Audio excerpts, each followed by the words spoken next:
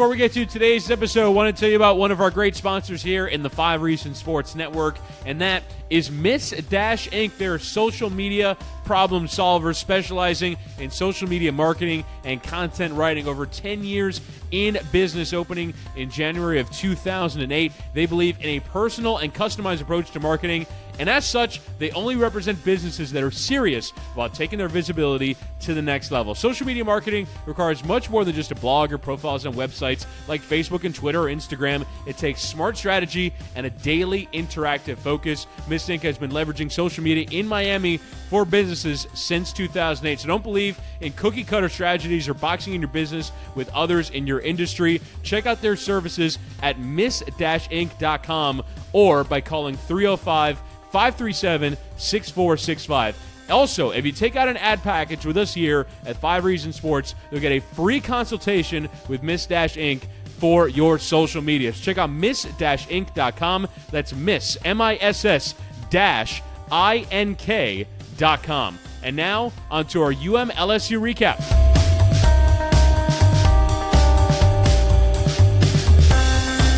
Welcome into another edition of the 5 Reasons Podcast. My name is Chris Whittingham, joined as always by Ethan Skolnick. Please do check out the other podcasts in our network. We're ramping up to football season. We're in football season. We're talking UM-LSU today, so of course, subscribe to 5 Rings with Josh Darrow. He'll be covering the Canes throughout the course of the season and have some former players on telling stories. We got the Dolphins coming up, so check out 3 Yards Per Carry. Check out the Fish Tank and obviously all the other podcasts in our network. We have a new provider page, which is a little bit of technical jargon, but basically what you can do now is if you search 5 Reasons and go to sort of where it says, from podcast from 5 Reasons. If you click that, it takes you to all the podcasts in our network. So if you're on Apple Podcasts, you can find all the podcasts in one place. And obviously check us out on Twitter at 5 Reasons Sports. But Ethan, we did not pod on Labor Day, so we wanted to take the chance to kind of this be the start of the week. And we're going to start talking UM-LSU because it was the big game over the weekend. And I just returned back from my apartment about a couple of hours ago from Dallas. I actually made the trip. My dad and I have been wanting to do one of these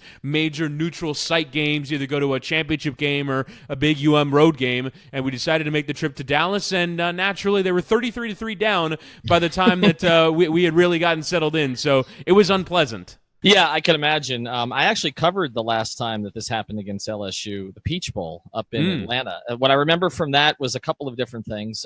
One was the Chick-fil-A in the press box, which was delightful, and just endless sandwiches, which were great when the Canes were down 4 touchdowns. Just kept going back for more sandwiches, and that was also the game by eating. What I also remember from that game was that was the game that the Canes decided that they would turn Devin Hester into a running back. And they started running a ton of plays for him as a running back after he hadn't done it the whole season. He'd been playing corner. That was a spectacular failure, too. So this was a spectacular failure. My vantage point was a little different, Chris. We were at a watch party in Sunrise at Uncle Al's. We had a big crowd. We had the whole bar outside. We pretty much filled the whole place. We had more than 125 people sign up to win a TV, which just to tell you how this night went, Chris, not only were the Canes down 4 touchdowns before you knew it, but the guy who won the television was wearing a Cavs hat. So Cleveland Cavaliers fan won the 50-inch TV. Amazing. Credit to Seltzer Mayberg, the law firm, which is now sponsoring us, for winning that. And then the night ended with a monsoon. So things were not much better where we were, except that the drinks were plentiful and the food was good. I watched it out of the corner of my eye. Obviously, I tried to catch up on a little bit on DVR and the internet today. So I'm going to defer to you on most things, except to say this. The worst thing about having a big game early in the season is that if it goes like that, there's not much you can do to recover from it. Yeah. Like, nobody's going to feel good about what happens next week or the week after because this loss is hanging. And it's not just that this didn't just happen to Miami this weekend, Chris. Happened to FAU. And FAU played what I believe is a better team in Oklahoma than LSU is. But, I mean, all the talk about FAU and the lane train, and it's like you get that kind of game early in the season, and you're down 6 touchdowns early as the Owls were. And it's like, okay, so now what? Like, okay, so now you win the conference or you go 9-2, but there's no chance of getting in any kind of a national championship conversation. Not that there probably would have been for FAU anyway. I mean, they're not as delusional as UCF fans, but how dare you? Our UCF fan in our 5 Reasons group is going to be very upset about this. Well, the War on I-4 pod, which you can find on our Patreon feed, but which they just started doing with the USF fans, who are only slightly less delusional. But yeah, it's difficult for Miami fans right now because you got so excited about what this team was going to become. And the one concern, and I know we're going to talk about this, but the one major concern was, is the quarterback good? Because he didn't look like it the last 3 games of last year. I defended him. We had him on. We had Josh Darrow on a pod. We had Cam Underwood on a pod. I said, look, I think that we saw enough from him in terms of big plays and everything. But last night, as we taped this, he looked completely overmatched. And they don't have another solution right now because their backup quarterback, the guy who was supposed to take over the program, didn't even make the trip. And I don't know where that's going right now with N'Kosi Perry. So it's not great for the Canes right now. Yeah, and I think that's the most difficult part for me to swallow because I feel like with a lot of my teams, and obviously I'm a big soccer fan, so you don't just root for your team to do well, right? You root for the sense of enthusiasm to grow so that there's more people getting under the tent because the Canes fan is a bandwagon fan, right? Like when they're playing on a nationally televised game against Notre Dame, a lot of fan bases can fill a stadium and build a raucous environment. It's can you do it the next week as Miami did against Virginia when you're playing a fairly, ho-hum regular season conference game? Can you then put 55,000 people in the building for that? And they did because they built a sense of momentum. They built a sense of enthusiasm. And like you experienced at the watch party last night with a lot of people showing up and having a great time being fired up for the game, like I experienced being in AT&T Stadium. The tailgate was amazing. The walk into the stadium was amazing. The fact that it was a genuine neutral site atmosphere, I was blown away. Understanding that the tickets are probably allocated in a very specific way so they can create this atmosphere. Normally, UM fans get overwhelmed in situations like this. When LSU is a public school that is very much the team of the state, not just of a city. It's the team of the state, and they travel well. It's SEC. They put 100,000 in the stands for every game at home. There is that sense that they're going to overwhelm you with fans, particularly on proximity as well. And yet I was in Dallas the whole weekend. There was orange and green everywhere I went. I probably, high-fived about 50 UM fans on the streets of Dallas, and it was 50-50. And that is only created by a sense of enthusiasm and by a sense of this team can be legitimately good. And for it to be punctured in a half, it's demoralizing. It really was, sitting there just watching shanked punt after shanked punt, inaccurate pass after inaccurate pass. It kind of dampened the enthusiasm that you have about the entire season. And now really the only way to regain it is if they don't just beat but dominate Florida State in their home game after winning 3 straight against Savannah State, Toledo, and FIU. So it is a real bummer for me that it's not just losing a game, right? Because you can still go 11-1, you go play in the ACC championship game, and if you beat Clemson, you might get in. But it's about that sense of enthusiasm. We talked about that in the build-up to this game, and it just kind of sucks. Yeah, and that's why I said when we talked to Cam Underwood, I said they have to win this game. I mean, if you're going to talk about momentum for the program, and you had this stat after the game that you sent to me while I was dodging the monsoon, but basically, but I mean, they've lost 4 straight, and they what's the number, Chris? It's 129-58. They've been outscored. Right. I mean, so are they back? I mean, it doesn't appear so. I mean, 3 really quality programs, the last 3 games when you're talking about Clemson, Wisconsin, and LSU. But look, this was not supposed to be an elite LSU team. I mean, this is not, a Nick Saban LSU team. It's not even a Les Miles, at its peak LSU team. This is supposed to be sort of a middle of the pack to slightly above middle of the pack team in the SEC. And the Canes made them look elite. And that's problematic because one of the questions that you asked of Cam Underwood when we had him on here on the pod was, have they made up the gap in terms of against some of these great programs? Just in terms of, are they going to look overmatched? And last night they looked overmatched, and they've looked overmatched against Clemson the last couple times that they've seen them. And you have to say right now, they're just not there yet. They're probably a 15 to 25 program, but they're not a 1 to 10 program for sure at this stage. And I think that was shown at the end of last season. And we're going to talk about this in the larger context of Miami sports too, because I think that's part of what was so frustrating about last night. Because why did we decide to have a watch party? Okay, we decided to have a watch party because this was considered a big game. It was considered a big game because it started the season, but also because we thought UM was going to be good this year. And now I look around at the sports landscape, and the only team that I'm really expecting to be good is the hockey team.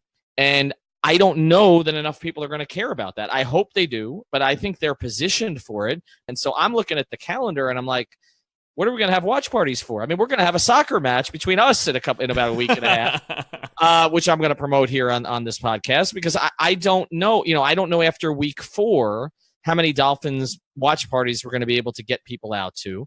And I don't know now if we're going to be able to build the enthusiasm, for the exception of the FSU game. I think that one, builds itself. But I think the others, when you look at the Canes schedule, if they lose the FSU game, then who's paying attention the rest of the season, right? I mean, that's the way that this market works. So that's why it was frustrating. And we'll pick it apart here a little bit. But just in a larger context, we need a team to show us that they can be really competitive. They can be contenders. Right. You and I are not expecting it from the Heat this season. In fact, the only good thing that can happen in South Florida sports this week up until the Dolphins game is maybe Dwayne Wade decides to come back. That would get people excited for a day or two. I don't know that makes them better than a 42-43 win team. Let's get into the specifics of it, but that's a larger picture. All right, so here's where I kind of want to begin in terms of breaking down the football aspect of it. So one of the conversations we had with Cam Underwood, and we were talking about with Josh Darrow as well, is the areas in which the Hurricanes are meant to improve or get worse.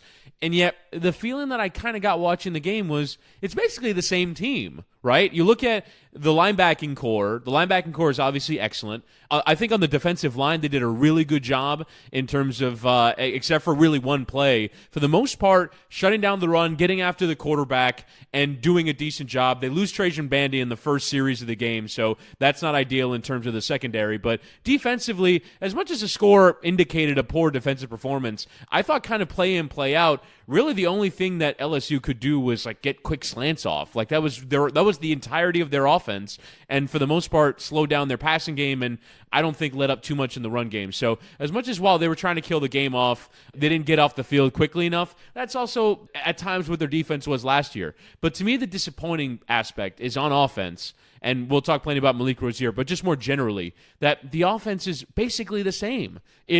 We're going to try and run the ball. If we're going against a stacked defensive line, we're not going to be able to push them, which happened a lot yesterday against an LSU defensive line, where I'm sitting there on 1st and 10 going, if they hand the ball off up the middle, they're not going to be able to do a lot. And you saw as the game went on that it was a lot more of DJ Dallas than Travis Homer, because DJ Dallas can evade defenders. But their defensive line is big and nasty. And Josh Darrow tweeted after the game, here's where these guys ranked when they were recruited. And that was always my fear going into the game, is that LSU, okay, people might think of them as a mediocre SEC team. Mediocre SEC teams recruit well. They get really talented players at high school level, and it really depends on year to year. Can whoever coaches them get the most out of them? And at the very least, in the run game, they were able to slow down Miami. So against big teams, it was basically the same story. They struggled to run the ball, particularly between the tackles, and the passing game is basically either Malik Rozier completes, or Rozier, as Sean McDonough kept saying last night. I guess that's a new pronunciation for Malik Rozier. Unless Malik Rozier can complete passes downfield, the Hurricanes don't have much of an offense. Yeah, and here's my thing about this is we didn't necessarily expect Rozier to be the starter this season, right? I mean, when last season ended, I felt like everybody was sort of being, and I'm going to still go with Rozier because it's what I'm used to here. I understand maybe it might have changed, but I was calling Patrick Surtain for years after Pat actually asked me explicitly to say it differently. So it's just when I get caught in the habit of something, it's kind of the way it goes.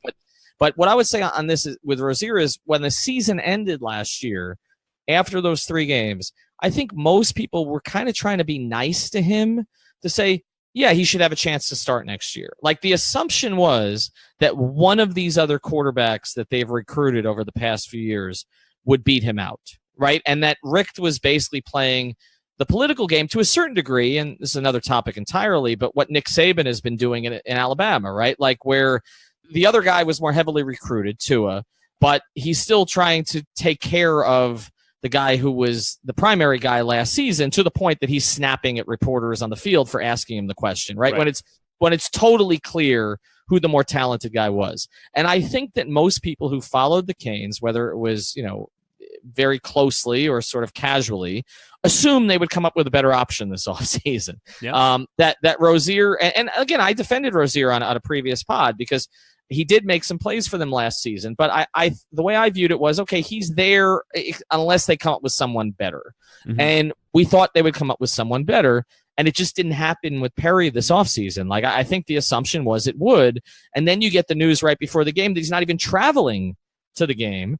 And so they're just kind of stuck now. Like, we talk about Travis Homer, and I like Travis Homer, but it was considered a loss when Mark Walton went out last year. Yeah. Like, Travis Homer played well, but Walton was considered the more dynamic prospect. And so, yes, they have some other backs, whether it's DJ Dallas or Linyard, when he starts to get an opportunity or whatever. They have other backs who might be more dynamic than him. But again, I think when you looked at Homer and Rozier as being your primary, quarterback, running back options, it's not elite, right? It's potential to be good, but it's not top 10 in the country elite. And so I think when you look at that and you say you're running an offense that looks a lot like it did last season, and there have been some questions about Rick and the offense over the years, again, particularly in big games. Okay, mm-hmm. And we have to revisit that a little bit because I was totally in favor of him taking over the program. I still think it was a great move. I think he's the right guy, but we have to acknowledge this, Chris. I mean, I think you and I were on the radio when he got hired, mm-hmm. that this was a concern, right? Yes. That he doesn't win a lot of these big games, and what typically is said about him afterwards is that the offense doesn't live up to the expectation. And so now he's got a quarterback he sort of needs to baby, but the reality is the plays that Rozier made last year, Chris, were down the field plays. The ones that we remember were down the field. So he's kind of caught in between because you don't want to turn this guy into a game manager because I don't think that's what he's good at either. But he's going to be inaccurate at times. And when we had Darrow on the pod, that was the biggest thing he said about Rozier. Remember? Mm-hmm. He said if he could just get his accuracy up, because what was it, 56, 57% last year? Yeah, and it was even worse in kind of the big games, right? I think Bill Connolly broke it down that it was like 2/3 completion in the first three or four games when they're playing weaker opponents, and it was in the mid-50s and even in the high 40s at times last season. And what was it last night? He was at he was 9 of 18 at one point. I was there. It was funny, right? Because it's one of those things where you're sitting in a seat, so you don't have access to a box score. I pulled it up after the first quarter. It said 6 for 11. I'm like, really? I don't remember the 6. I don't remember where the 6. It finished 15 of 35. Right. I mean, so 47, 46%. I mean, it's just 43% not even in the end. Yes, it's not good enough. And that was what Darrow said. Darrow said if he could just get his completion percentage up to 62, 63, which in the modern college game is not asking for a lot from your starter, and he's nowhere close last night. And so to me, I mean, what is you would know this better than I, and I'm sure Josh knows it better than both of us, but I mean, what is the situation with Perry? Like, what is the issue there? Because, I mean, he was supposed to be a factor at this stage. Yeah, obviously none of that information is in the public yet. Mark Richt said in a statement that he will be, ready to go for the next game, and the program looks forward to having him back. This is actually a fairly common theme for Mark Richt teams. It's actually ended up becoming a joke amongst Georgia fans and in the SEC. Every year, Mark Richt would lose control of his program because he had 9 guys suspended for the opening game. But yeah, so it's just Perry, but yeah, it's got to be something where he clearly didn't earn the job and maybe he was pissed off about it. But I don't know what happens sort of in the deep recesses of that program, but it is, I guess, of concern to some extent, right? Because as much as N'Kosi Perry was kind of deemed to be the next quarterback for this program, he is still just a redshirt freshman who has not played a snap yet of college football. And you mentioned the thing with Homer, too. I think there is an expectation that with young college football players that their progress is linear, right? That you see them, like Homer has a really good sort of breakout as the backup to now he's starting and forced to play this role that he might not have been ready for, but I think was overqualified for last year, to now you kind of expect him to be the lead guy when maybe he's not necessarily going to be the lead guy. And when all the time you see in college football, they talk about starts, right? Starts returning. How many guys are you bringing back? That might not necessarily be a good thing, because if some guy started for 2 years but he hasn't gotten any better, then what use is there for experience? So I think there's a bit of that. But to me, the thing, and I understand play calling, and certainly Mark Richt has to be called into question, because I think when For example, the LSU quarterback, I don't think was a ton better in terms of completion percentage. They weren't exactly throwing the ball down the field. Yeah, Burrow was 11 of 24 for 140 yards. Generally, when you do that to someone else's quarterback, that's a losing effort, right? Like when they're not doing enough.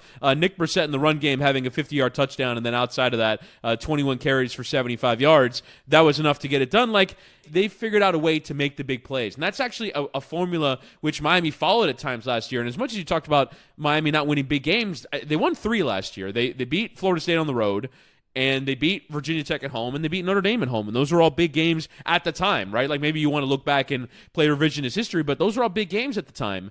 And for me, the thing with Mark Richt, and I feel like at times I come off as an apologist for all these guys, right? Richt, because I think he's got a genuinely tough job, and for college athletes, because that's just, I follow the Le Batard school of I really don't go after college athletes. So while yesterday some of my Twitter mentions wants to call him a bleeping bum, I'm not going to have a go at Malik Rozier like that. For me, the thing with Mark Richt is he's in a game where his offensive line can't block, whether it's in pass protection or in run blocking, and his quarterback is inaccurate. And I just don't know what you can do with that. They try, for me, they had 3 pass plays: screen, slant, and go pattern. Like, that's all they have, because Malik Rozier clearly does not have the accuracy for anything else. Even, like, for example, the 2 best plays for Miami last night. Well, the one that I sarcastically cheered the most was Jeff Feagles pinning a punt inside the 4 because the rest of his punts were so bad.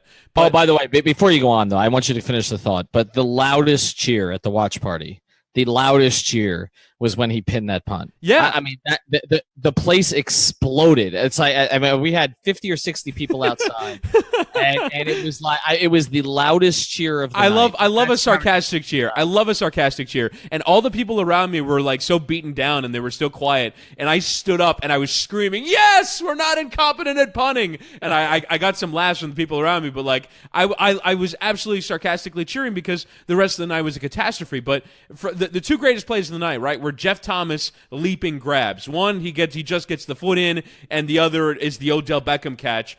Those are like, and it was funny because we wwent back and watched it today. It was a fairly narcissistic thing that my dad and I did. We watched it on television to see if we came out on television, which you did a few times. But we and it was funny because we watched the Jeff Thomas catch back, and Sean McDonough, the commentator, goes, "Malik Rozier on target," and I'm like, "On target? What are you talking about? The ball was 5 yards behind him, and he had to Odell Beckham it in order to catch it. He's not accurate."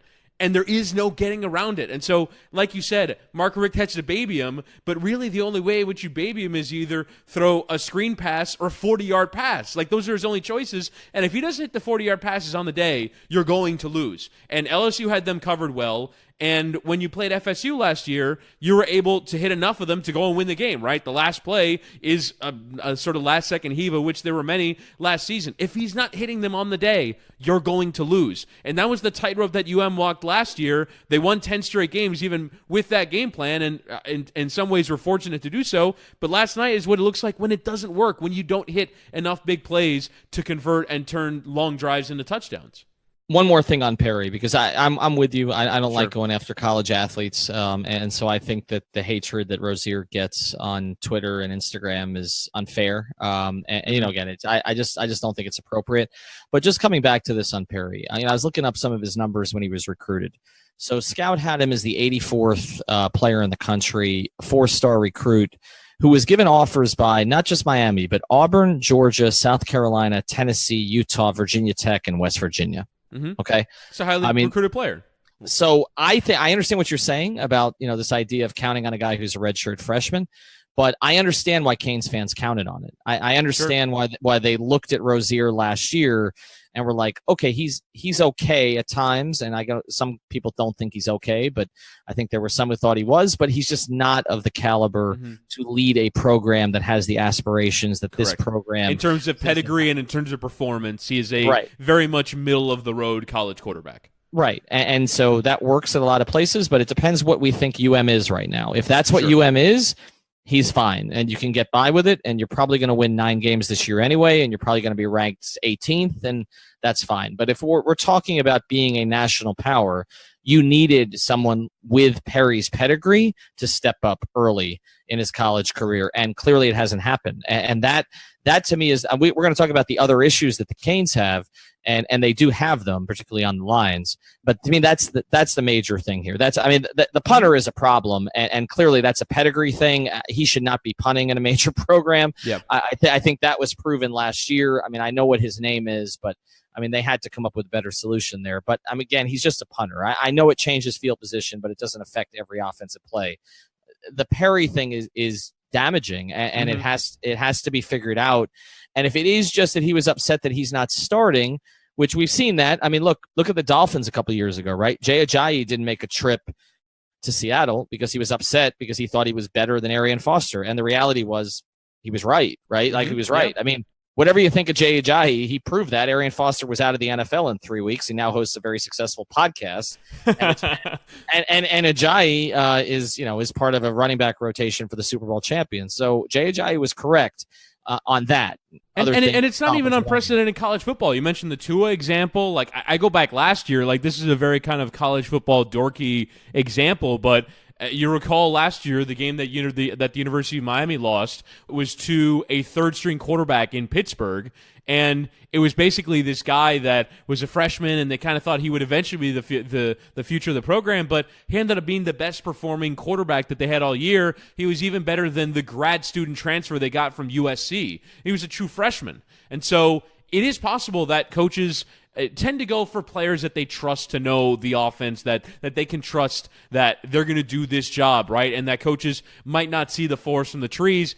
The thing is, though, that if Perry isn't even disciplined enough to make the trip, then that's a problem. I guess the one kind of positive you have is you want to at least get into a position against Savannah State that you can see him. You want to see him next week because maybe this season was lost yesterday, but maybe the next couple of years with a new quarterback isn't yet lost, and maybe building some hope towards next year isn't yet lost. I still think that there, and we talked about the blue chip rate with Cam Underwood, I still think there are some talent areas. I think you saw last night that particularly on defense when they went to backups, that they gave up the 50-yard touchdown run. So I think that there are areas of depth that need improving. Certainly offensive line is one of them. Again, I think the UM offensive line isn't good enough. You get a real difficult test against LSU, and they couldn't push him in the run game. And in pass protection, they had to move a guard out to right tackle, and you saw again and again he kept getting speed rushed. And it also seemed like, and this is going to sound very football dorky as if I know what I'm talking about, but I kind of know just this one thing, but like A-gap pressure all night long.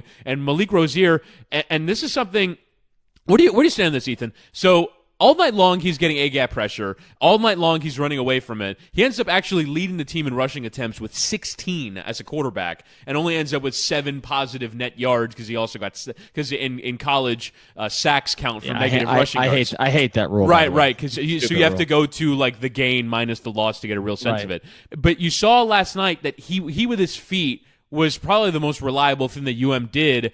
And my thing that I was impressed with Rozier, and look, he's not accurate, and let's just start there. I don't think he's a good enough quarterback, particularly as a throwing quarterback, to lead a major college football program. But he kept, again and again, lowering his shoulder when he could have slid and was doing everything he could to run away from pressure and took a ton of hits. And I wanted to give him some credit for it because I don't like universally criticizing college quarterbacks. I don't like calling them effing bums like I got on Twitter. Like, I try to be a bit more fair, and no one was having it. No one was having it. I think football fans are much more like it's a Parcells thing, which is don't show me the labor pain, show me the baby. Like, they want results, they want outcomes, and clearly Malik Rozier did not deliver you the outcome. But I thought at times he was so impressive and really demonstrated toughness in a UM second half performance that showed that they didn't really quit. Like, they could have just easily quit 27-3 down, and they didn't. And I think Rozier was a big reason why. Yeah, and I think that's the one takeaway from a positive perspective for him yesterday, because one of the things that we talked about with everybody we've had on the pod to talk about him and UM is that he had to sort of concentrate more than he did last year, that there were some issues late in the season. The Pitt game comes to mind, others missed timeouts, just things where it seemed like he was spacey during the game. Right, and even like on missed passes, like the way in which he missed, like, I'm sorry, if you're a college-level quarterback, you cannot be throwing screen passes at people's feet. It's an 8-yard sideways throw put it in his chest. It cannot be that hard to throw a ball accurately from 8 yards away. And again, I mean, man, it was 3rd and 25. They're pinning their own end zone. I just got done watching two dudes fight behind me, and I turn around, and Malik Rozier has a wide open guy up the seam and sails it 7 yards high. Like, if you want to say inaccuracy is a result of lack of concentration, then he regularly suffers from lack of concentration. All right, so let's move on to the next part of this. We've kind of covered 3 parts in one here a little bit. So let's move on to the last piece of last night's game, which was, other than Rozier, was there anything positive that you took away? Because we've mentioned the lines, not ideal. The running game never really got going with Homer. They gave up the big run late.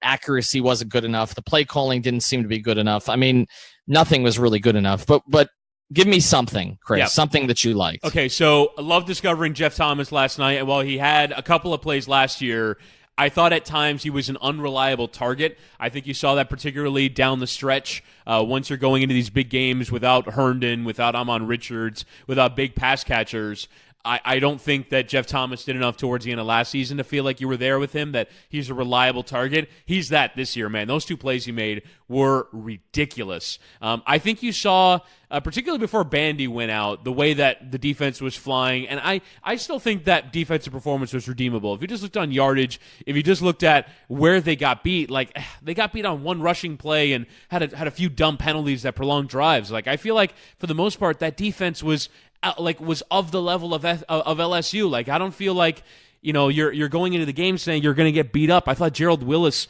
really showed very well in the middle of that defensive line. I think you still saw, like, to me, a good college program has a flow of bodies that they're throwing in.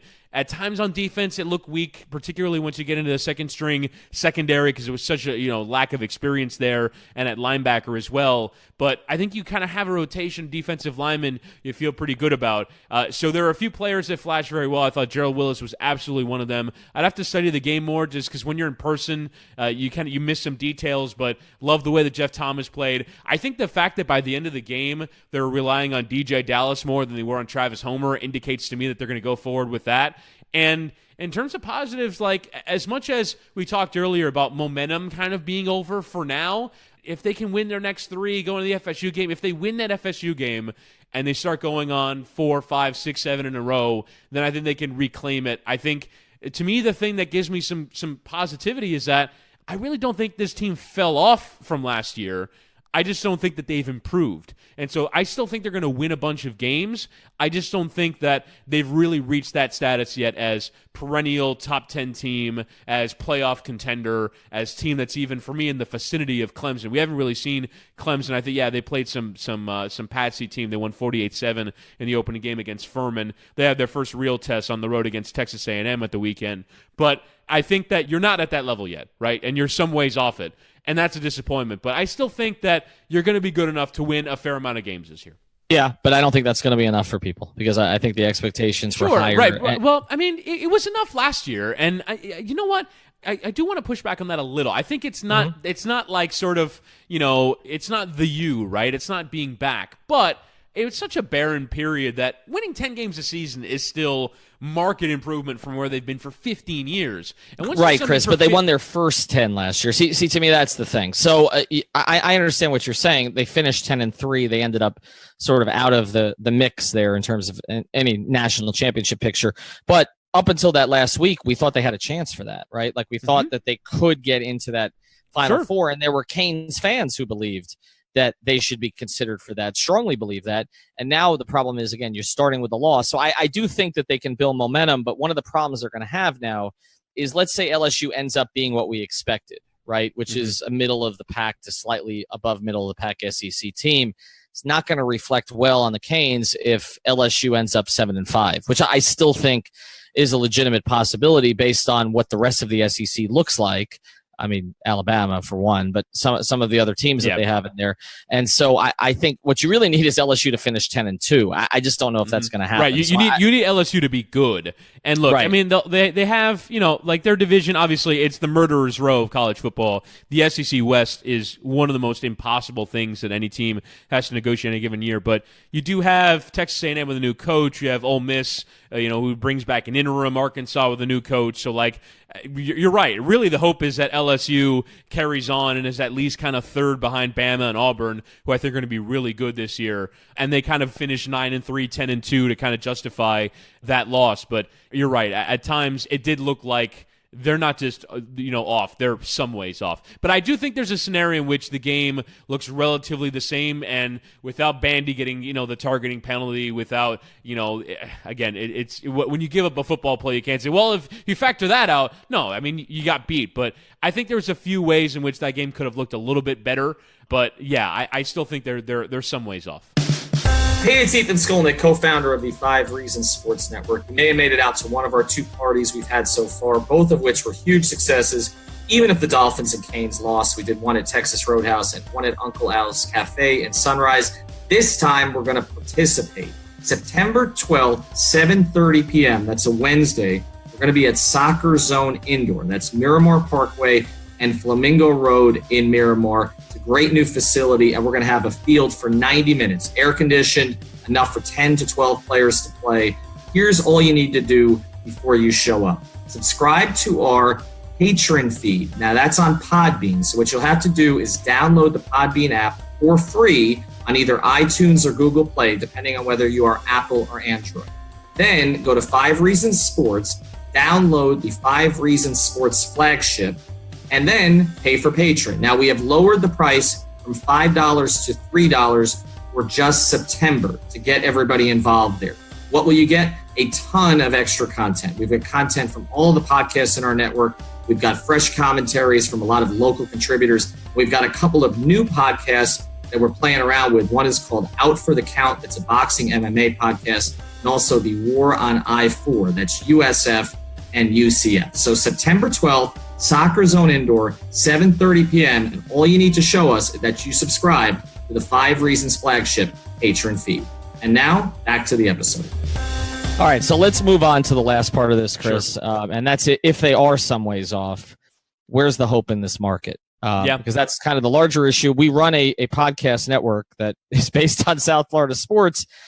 We didn't start it at the best time in terms of where all these teams are right now. And I was looking back at this a little bit to try to figure out when we've had an era or a period of time where there was so little hope for real contention. And so one of the reasons that this is challenging to find another era is that the Heat have been contenders for so many years, right? Mm-hmm. So you've always kind of had them most years, right? So you had them kind of in that. Yeah, there was kind of, so I would 96 to 2000. Yep. And then again 03, 04 after the Shaq trade. 04 I will say 04 to 07 because people didn't know that they were going to be bad in 06, 07. Mm-hmm. Well, they weren't bad. They got swept out of the first round of the playoffs.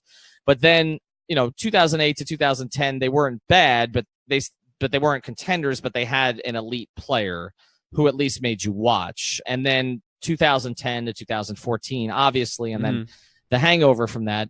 The Dolphins have not been compelling since, I would say, the Jimmy to Wannstedt years. They weren't like championship contenders, but they had some years there where they were 10, 11 win teams. You'd probably remember this better than I would. Like, did people believe that Marino could take them to championship till the very end?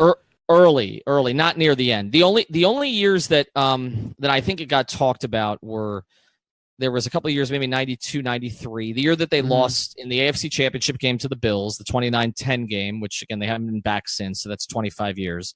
So there was that. And then in 95, that was kind of a famous season because they signed Shula in what turned out to be his last year, signed or traded for about 20 guys who'd been first-round picks. I mean, they had Steve Entman, Trace Armstrong. It was just like this long list of, I think Irving Fryer was on that team, number of like highly regarded guys. Team got off to a flying start and then completely fell apart. And then that was it for Shula. 95 is really the last time that I feel like we went into a season believing that they could really contend. The only other one that comes to mind might be 2006, Saban's second year when they got Culpepper and they were on the cover of Sports Illustrated to win the Super Bowl. To win the Super Bowl. And also, I think a couple of those years under Dave, 2002 in particular, after they got Ricky, I think with the defense that they had, there was a feeling that they could contend. And, of course, that ended up sort of falling apart, and Jay got hurt, and Ray Lucas went 2-4. So the Dolphins have been spotty. The Panthers have not been considered contender really any year in their history, because they were not considered a contender in the year that they went to the Stanley Cup Finals. I mean, that came out of nowhere in their third season, 95-96. The Marlins, I feel like we were only considered a contender once, which was 97. It was not 2003. Right. It was 97, and then it got blown up in 98. 2003, it got blown up slightly into 2004. 97 was because they'd added Bonilla. They had Sheffield. They had a Lou. I mean, there was had Kevin Brown. Like, there was a feeling that could. So again, it's been spotty for a lot of these teams. And UM, it's been since 03. Since 03, right? But and then obviously you had the 90s, which they were expected to be dominant every year. But so when I look at it overall, I think I can't remember a time where there wasn't one team that you went into a season feeling this could be the year for them, and I feel like that was the Canes. And so if it's not the Canes, the only one that I have any hope for of the four is the Panthers. It's not the Marlins now for the next 3 years. You tweeted last night, very on brand. When I tweeted, which was very on brand, when does heat season start? And you tweeted, I can't wait for 43 and 39. But that is the reality. I mean, that's where they are right now, and that's where they're going to be for a couple of years. And in fairness to me, I had just got done chasing down a lift in the AT&T Stadium parking lot that took about 15 minutes and me crossing about 4 intersections. So I was also in a very sad and bitter state. We'll get back to the episode here in a second, but want to introduce you to another of the great sponsors of the 5 Reasons Sports Network. There are Miramar headquarters. It is Texas Roadhouse. We had our first watch party there.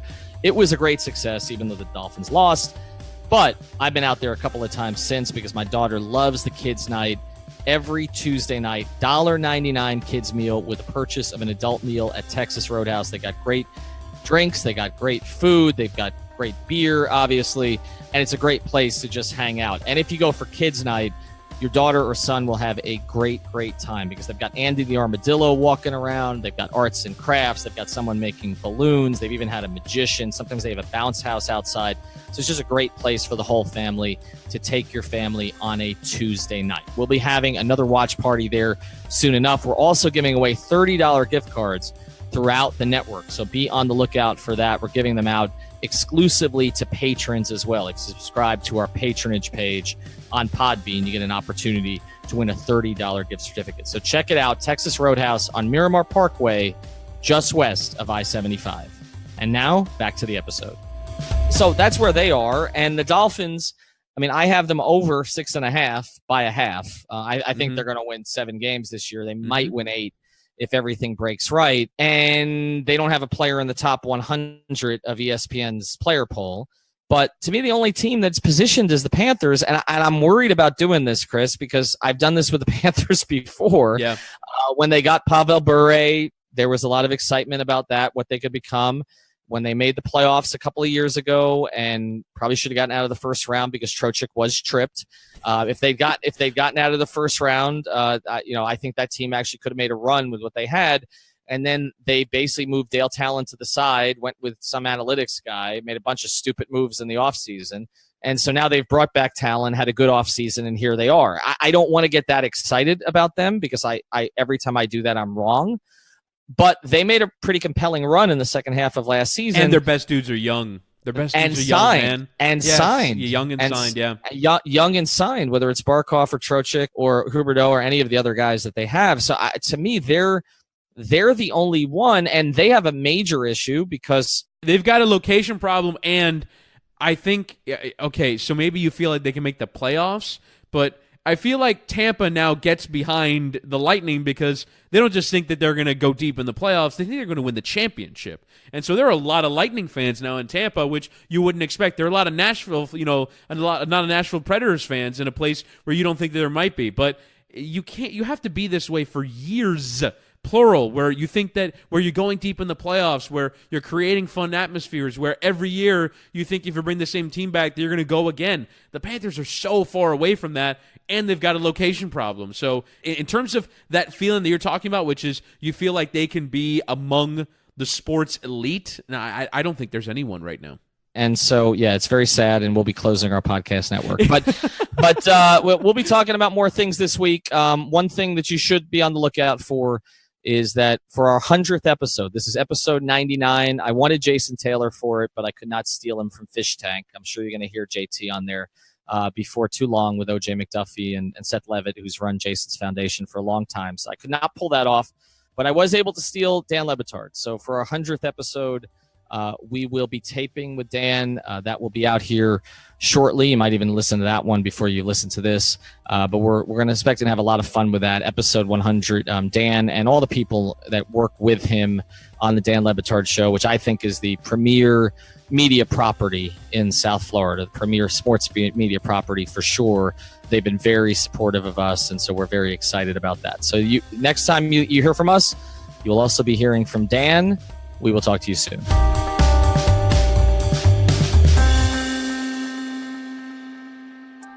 Last week on the Light Skinned Opinions podcast. But my thing is this when it comes to Trump. Us not taking him seriously is why he's in the White House. And here's the thing, like we sit here and we say, oh, it's just tweets, it's just this, it's just that, because we haven't been affected yet. All right? Because right now they're poisoning our environment, deregulating like a motherfucker. And you know who gets hit with that first. Lower class, right? Flint, Michigan. Like that, it's going to start happening all over the country. Algae is growing all over the place. Toxic algae. Like, we don't pay attention because it doesn't affect us yet. We're going to be like, why did nobody say something about them mother tweets? Hey, that was offensive.